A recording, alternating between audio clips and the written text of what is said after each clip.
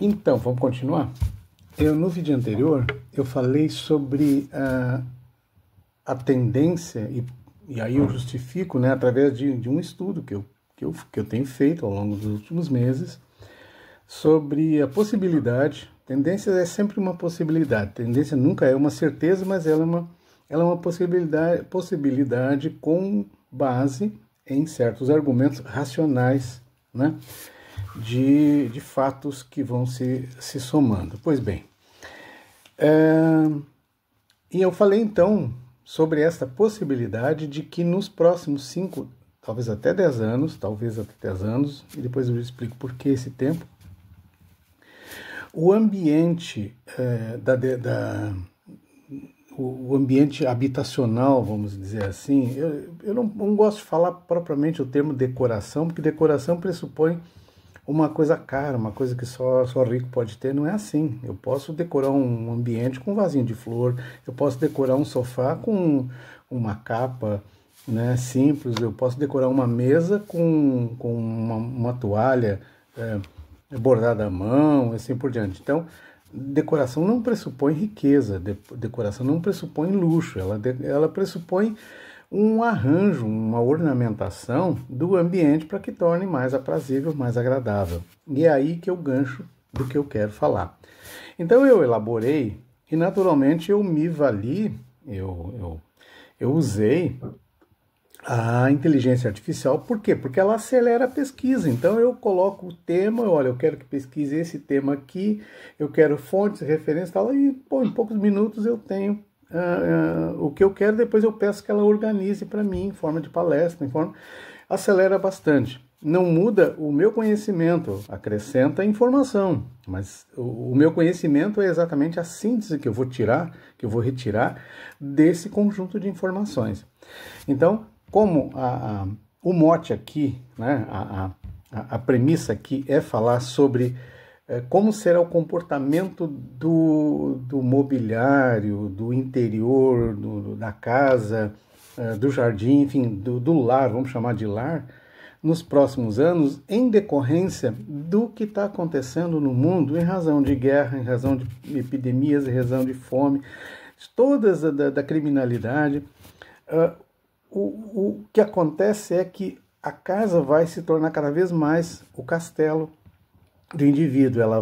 A preocupação com segurança é uma coisa que vai crescer bastante, né? Ou seja, é dentro de casa que eu estou seguro, e isso não muda o que acontecia há 1.000, a 2, a 3 mil anos atrás, onde a fortificação estabelecia um certo padrão de segurança. Era mais intransponível, era mais difícil arrombar uma parede de um castelo, uma fortaleza, uma muralha, do que entrar numa choupana simples lá no meio do campo, né? Atear fogo, como eles faziam, invadir, depredar e fazer vandalismo. Então,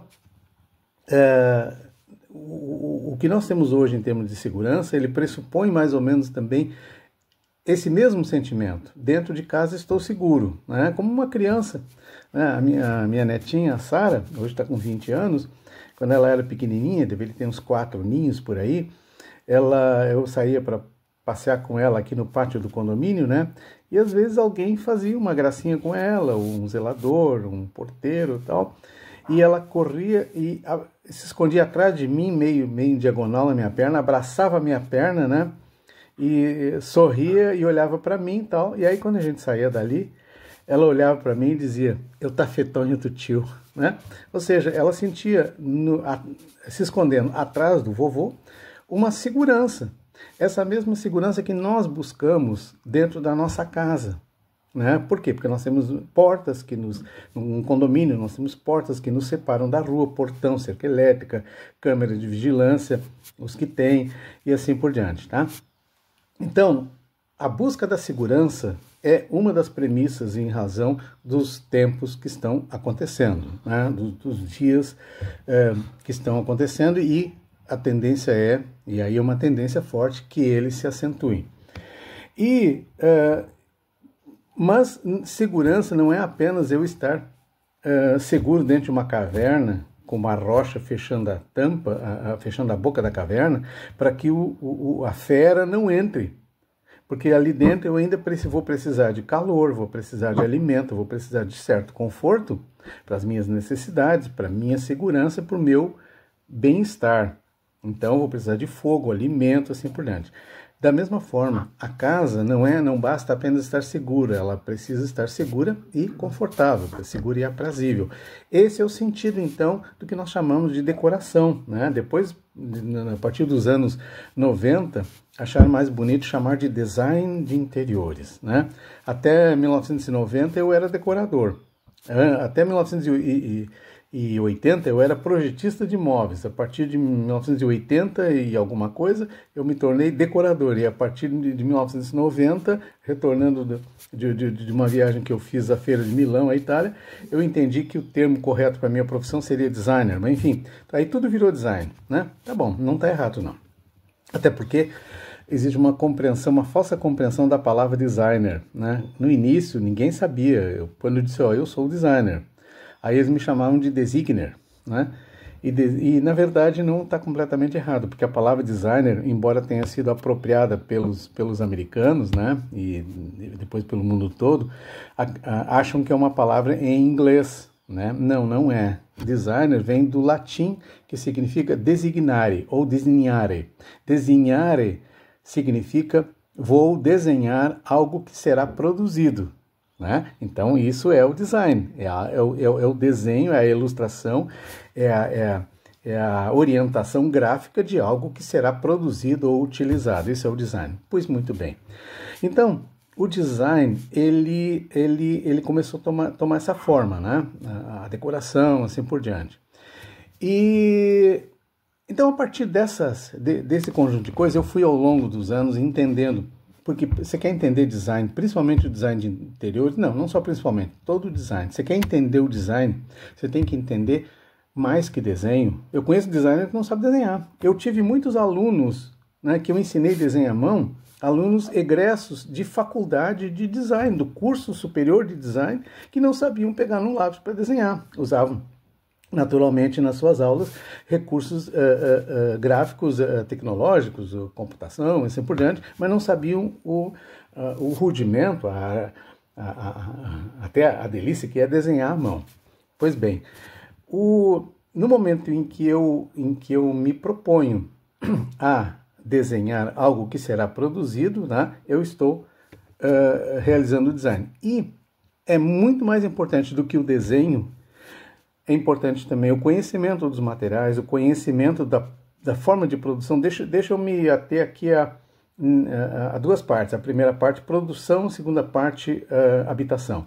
Na parte de produção, é importante conhecer o parque industrial, que tipo de máquina, que tipo de ferramenta, que tipo de fresa, que tipo de tecnologia utilizada, que tipo de produto químico é aplicado no acabamento, na montagem, na colagem, enfim. É necessário, então, o entendimento do aspecto construtivo, né, do design. Na parte habitacional, é importante o entendimento do ambiente, do espaço e do comportamento das pessoas dentro daquele espaço. Já voltando ao industrial, mais que tudo isso, é importante o entendimento do comportamento da sociedade, das pessoas. Como é que a sociedade consumidora se coloca diante de um novo produto. Tá? Quando fala em design, está sempre pressupondo assim, uma inovação. Não que seja, mas quando vai para o mercado, a inovação é que precede.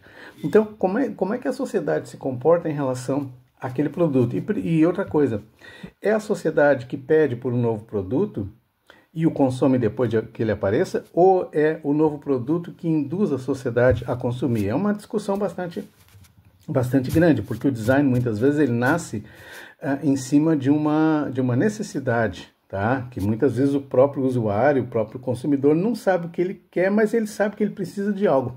Cabe ao designer interpretar aquilo, desenvolver, e depois a engenharia, não confundir a engenharia de produto com o design. O design é aquele que cria o objeto E a engenharia de produto é que vai funcionalizar aquilo, fazer com que ele aconteça.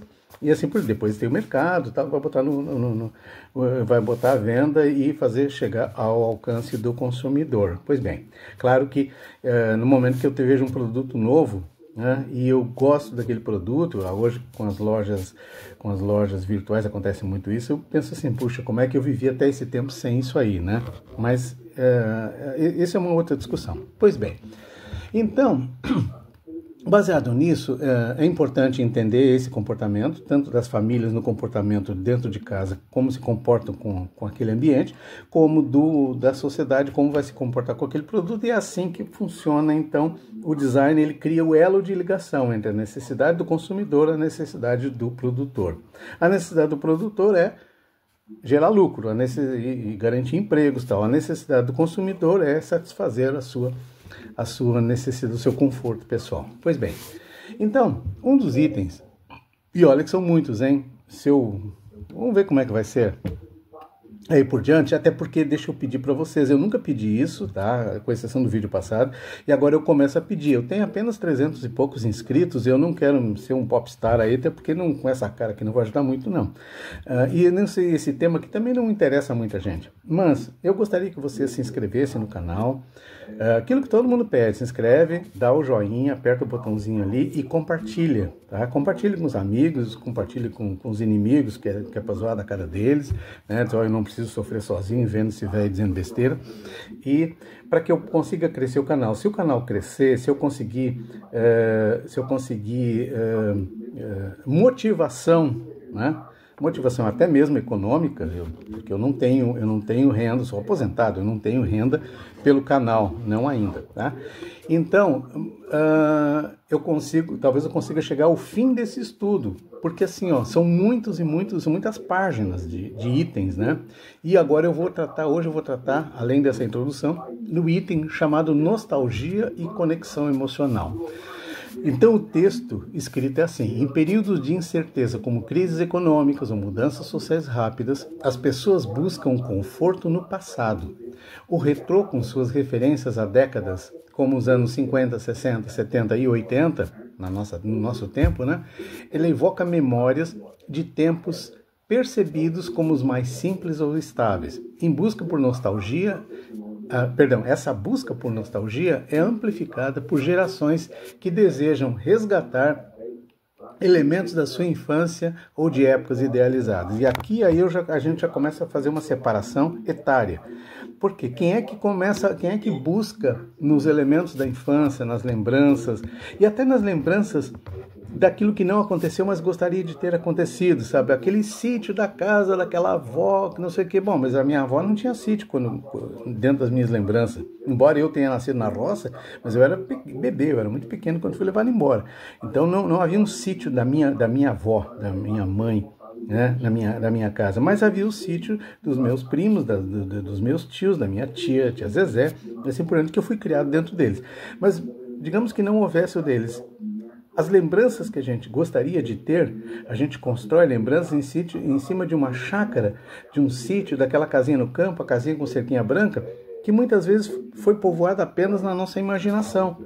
Mas são lembranças de sonhos que poderiam ter acontecido. Isso é nostalgia. Então, nostalgia não é simplesmente saudade do passado, aquele tempo que era bom. Quando a gente diz naquele tempo que era bom, a gente não está dizendo que naquele tempo era melhor que hoje em relação ao conforto. Naquele tempo a gente ia numa patente no lado de fora da casa, né? Eu ia de tamanco de madeira, né? Em dia de neve, em dia de geada, para a escola. Então, eu não vou ficar aqui me vitimizando e enumerando a quantidade de dificuldades que a gente tinha. A estrada entre a minha casa e até o ginásio que eu estudava à noite, a metade do caminho era barro. A Avenida Borges de Medeiros, em Gramado, era barro, metade era barro, né? Não tinha asfaltado, não tinha calçado, não tinha nada. Então a gente tinha que ir com uma botinha ou uma galocha, tinha que levar uma lanterna, tinha que levar, enfim, uma capa de chuva, um guarda-chuva, e lá chove muito. Então, assim, o conforto não era o mesmo. Hoje eu tenho um carro para me levar nos lugares, eu moro em lugares asfaltados, é diferente. Então, não quer dizer que naquele tempo era melhor que hoje. Acontece que a gente era jovem, a gente era criança, a gente era adolescente. E quando a gente é jovem, o que vem pela frente é sempre muito bom. Da nossa imaginação. Nem sempre é, mas na nossa imaginação, sim. Nós temos sonhos e tal. Então, a gente se torna um momento glorioso, aquele momento da nossa lembrança em que a gente ainda tinha bons sonhos.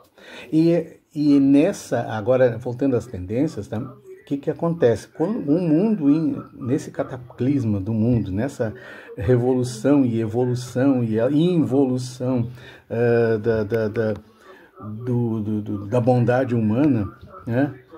A gente tem um momento da vida, do dia, que parece que o mundo está desabando nos nossos ombros, a gente tem vontade de entrar num cantinho, numa caverninha, né? Num lugarzinho só nosso, e ali mastigar o nosso pãozinho em paz, comer a nossa frutinha, tomar nosso cafezinho, ou seja o que for, e até que o mundo passe, até que o problema passe, né?